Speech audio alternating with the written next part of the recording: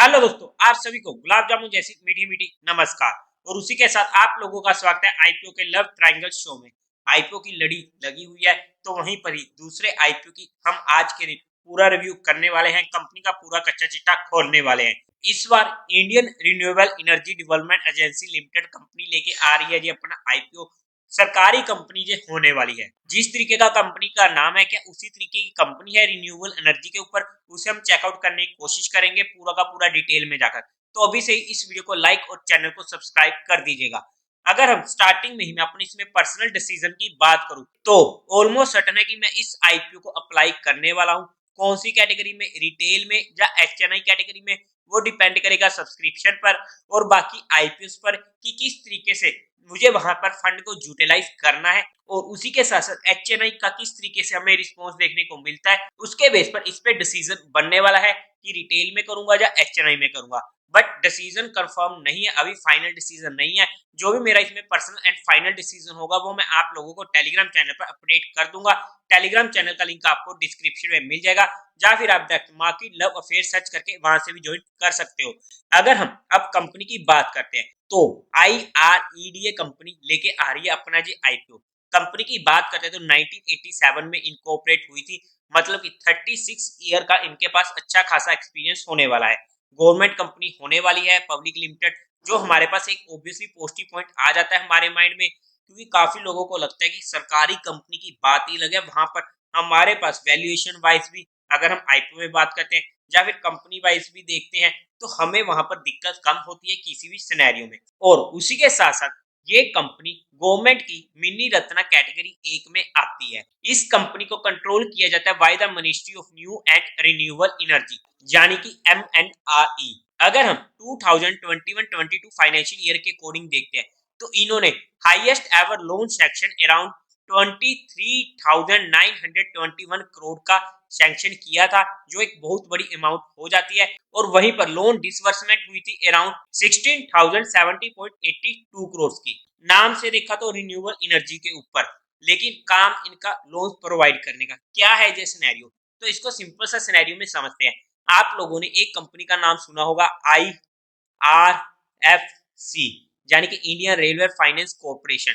जो company loans provide करती है, बट उन कंपनीज को जो रेलवे के लिए काम करती है, जिन्हें रेलवे की डेवलपमेंट के लिए वहां पर फाइनेंशियली जरूरत पड़ती है, तो ये काम होता है IRFC का, उन कंपनीज को लोन प्रोवाइड करना, उन्हें फाइनेंशियली हेल्प प्रोवाइड करना। उसी तरीके से ये कंपनी होने वाली है इरेडा, जो लोन प्रोवाइड करती है, बट किनको, जहां पर ये उनको लोन प्रोवाइड करेगी, चाहे वो न्यू में है चाहे वो रिन्यूएबल है, बट एनर्जी प्रोजेक्ट में काम कर रहे हैं, as well as energy efficiency and conservation project में काम करते हैं, उन्हें ये प्रोवाइड करती है लोन। और 36 ईयर से ये कंटिन्यूसली अपना काम कर रही है, मतलब कि इनडायरेक्टली ये रिन्यूएबल एनर्जी की डेवलपमेंट में काम कर रही है, जो इस कंपनी का नाम से हमें क्लियर हो चुका है। मतलब कि कंपनी का काम अच्छा होने वाला है। अब अगर हम कंपनी के टाइम टेबल की बात करते हैं, तो आईपीओ ओपन होगा 21 नवंबर को, क्लोज होगा 23 नवंबर को। अलॉटमेंट मिलनी शुरू हो जाएगी 29 नवंबर से, रिफंड मिलने शुरू हो जाएंगे 30 नवंबर को। आपके अकाउंट में क्रेडिट हो जाएंगे 1 दिसंबर को, और इसकी टेंटेटिव लिस्टिंग डेट होने वाली है 4 दिसंबर की। और उम्मीद है कि इसमें भी T+3 डेज का फंडा लागू हो जाए। अगर हम कुछ और डिटेल्स की बात करते हैं, तो 10 रुपीज पर शेयर की फेस वैल्यू रहने वाली है। प्राइस बैंड रहेगा 30 to 32 रुपीज का। लोड साइज की बात करते हैं तो 460 शेयर्स का एक लोड रहने वाला है। टोटल इशू साइज रहेगा 2150 करोड़ का, एक अच्छे साइज का जी आईपीओ होने वाला है, जिसमें से फ्रेश इशू है 1290 करोड़ का और बाकी रिमेनिंग है 860 करोड़ का। मतलब कि एक अच्छे अमाउंट का फ्रेश इशू भी है और एक अच्छी अमाउंट का ओएफएस भी है, जो हमारे पास पॉजिटिव पॉइंट भी आ जाता है और नेगेटिव पॉइंट भी आ जाता है ओएफएस रिगार्डिंग। अब अगर हम आगे बात करते हैं, तो बीएससी एनएससी में दोनों में लिस्ट होने वाला है। कोटा की बात करते हैं तो क्वालिफाइड का 50% का, रिटेल में 35% का और एचएनए में 15% का। आईपीओ के लोड साइज की बात करते हैं तो 460 शेयर्स का एक लोड होने वाला है, जिसकी अमाउंट पड़ेगी 40,720 रुपीज की। अगर हम एचएनए कैटेगरी में बात करते हैं, तो स्मॉल एचएनए में मिनिमम 14 लोड्स के लिए अप्लाई करना पड़ेगा, जिसकी अमाउंट पड़ेगी 2,06,080 रुपीज की। बिग एचएनए में 68 लोड्स के लिए अप्लाई करना पड़ेगा, जिसकी अमाउंट पड़ेगी 10,0960 रुपीज की। उसी के साथ साथ अब अगर कंपनी के प्रमोटर होल्डिंग की बात करते हैं तो कंपनी के जो प्रमोटर्स रहने वाले ऑब्वियसली गवर्नमेंट कंपनी, तो president of India acting through the ministry of new and renewable energy, government of India. Share holding की बात करते हैं तो प्री इश्यू 100% का और पोस्ट इश्यू रह जाएगा 75% का। अब अगर कंपनी के मेन मुद्दे की तरफ चलते हैं यानी कि कंपनी के फाइनेंशियल्स की तरफ, तो वहां पर भी एक नजर बना लेते हैं। अगर हम टोटल एसेट्स की बात करते हैं सबसे पहले, तो 31 मार्च 2021 में थे 30,293 करोड़ के, जो बढ़ते बढ़ते हो चुके हैं 36,000, 50,500 के पास का, और लेटेस्ट क्वार्टर में 51,200 करोड़ के प्रॉफिट हमें जहां पर देखने को मिले। सॉरी, प्रॉफिट्स नहीं, टोटल एसेट्स हमें जहां पर देखने को मिले हैं। अगर हम रेवेन्यू की बात करते हैं तो 2021 में था 2657 करोड़ के, जो बढ़ते बढ़ते हो चुके थे 2023 में 3483 करोड़ के, और लेटेस्ट क्वार्टर में 2320 करोड़ के।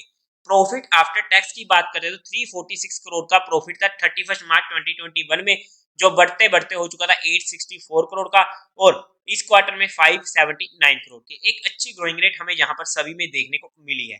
अगर हम नेटवर्थ की बात करते तो 30 सितंबर 2023 में 6580 करोड़ की, रिजर्व एंड सरप्लस में 2550 करोड़ की, और टोटल बोरिंग 39,850 करोड़ की। काफी बड़ा फिगर हमें बोरिंग्स में देखने को मिल रहा है, जो हमारे माइंड में क्वेश्चन मार्क क्रिएट कर सकता है। बट काम ही कंपनी का ऐसा है लोन्स प्रोवाइड करना, और इन्होंने काफी ज्यादा लोन्स प्रोवाइड भी किए हैं। और वहां पर ये सेक्टर एक ऐसा सेक्टर है जहां पर एक बड़ी अमाउंट चाहिए होती है लोन्स के लिए, तो ऑब्वियसली जहां पर हमारे पास ये फिगर बड़ा होने वाला है, तो इसमें हमें दिक्कत नहीं होनी चाहिए। अगर हम ओवरऑल में फाइनेंशियल्स की बात करते हैं तो हमें एक प्लस क्लास के फाइनेंशियल्स देखने को मिल रहे हैं। अगर हम कंपनी के ऑब्जेक्टिव की बात करते हैं तो यहाँ पर इनको कैपिटल बेस की रिक्वायरमेंट है, ताकि ये फ्यूचर कैपिटल रिक्वायरमेंट को यूज कर सके और ऑनवर्ड लैंडिंग जो भी इनको प्रोवाइड करनी है। और सेकंड, इनको स्टॉक मार्केट में इक्विटी शेयर्स के बेनिफिट्स की लिस्टिंग के फायदे लेने हैं। और इसके अलावा कंपनी ने जहां पर कोई और ऑब्जेक्टिव हमारे सामने नहीं रखा है। अब अगर हम कंपनी के मेन फंडामेंटल्स की भी बात कर लेते हैं तो यहाँ पर पी रेशियो हमारे पास निकल कर आ रही है 8.47 की, मार्केट कैपिटलाइजेशन है 8600 करोड़ की, रिटर्न ऑन इक्विटी निकल कर आती है 15.44% की, ओके है। डेट टू इक्विटी रेशियो 6.77 की, काफी ज्यादा हमें देखने को मिल रहा है, बट हम डेट का जहां पर सिनेरियो क्लियर कर चुके हैं, तो हमें इस पॉइंट को इग्नोर करना पड़ेगा। ईपीएस की बात करते हैं तो 3.78 की, ये हमारे पास एक दिक्कत वाला पॉइंट है जहां पर हमें ईपीएस कंपनी की तरफ से काफी कम देखने को मिल रही है। रिटर्न ऑन नेटवर्थ 15.44% की, ये भी हमें ओके देखने को मिल रही है। मतलब कि अगर हम फंडामेंटल्स की बात करते हैं, मेन दिक्कत हमें देखने को मिली ईपीएस के पॉइंट में, जो हमारे पास एक नेगेटिव पॉइंट हो जाता है। अब अगर हम पीयर टू पीयर कंपैरिजन में भी जाकर चेकआउट करने की कोशिश करते हैं तो सबसे पहले आ जाता है आरईसी लिमिटेड, जिसकी पी है 5.81 की, पावर फाइनेंस कॉर्पोरेशन जिसकी पी निकल कर आती है 4.52 की। अगर हम इन कंपनीज के कंपैरिजन करके देखते हैं तो ऑब्वियसली इन कंपनी से महंगी पीए पर आ रही है। बट अगर हम ओवरऑल वैल्यूएशन निकालने की कोशिश करते हैं तो कंपनी एक ठीक ठाक वैल्यूएशन पर आ रही है, ना ही ज्यादा महंगी आ रही है, ना ही जहां पर ज्यादा सस्ती आ रही है। मतलब कि एक हल्का फुल्का लिस्टिंग का स्कोप अगर हम कहते हैं तो 15 टू 20% का हमें जहां पर गवर्नमेंट ने छोड़ा है, जो हमारे लिए पॉजिटिव पॉइंट हो जाता है। अगर बाय चांस आने वाले टाइम में मार्केट में मेजर दिक्कत देखने को मिलती है तो ऑब्वियसली उस बात का इंपैक्ट तो हमेशा ही रहेगा। अगर हम कंपनी के जीएमपी की बात करते हैं तो कंपनी का जीएमपी फिलहाल के टाइम पे चल रहा है 21% के करीब का। तो जहां पर हमने कंपनी के बारे में हर डिटेल में डिस्कस कर ली है। मैं अपना पर्सनल डिसीजन आप लोगों को स्टार्टिंग में बता चुका हूं। आप लोगों का जो भी डिसीजन हो, एक बार अपने रिस्क रिवार्ड रेशियो को मेंटेन करते हुए अपने फाइनेंशियल एडवाइजर से कंसल्ट करके कोई डिसीजन बनाइएगा। और आपका जो भी डिसीजन हो वो कमेंट सेक्शन में जरूर बता दीजिएगा। तो देवी और सज्जनों, उम्मीद है आप लोगों को ये वीडियो अच्छी लगी होगी, तो इस वीडियो को लाइक कीजिएगा, शेयर कीजिएगा और साथ ही साथ चैनल को सब्सक्राइब करें। और बाकी आईपीओ की रिव्यू वीडियो भी आप लोगों के पास जल्द ही आ जाएगी। टाटा टेक्नोलॉजीज की आईपीओ की रिव्यू वीडियो अपलोड हो चुकी है, वहां पर आप लोग हमारे यूट्यूब चैनल पर चेकआउट कर सकते हो। हर हर महादेव।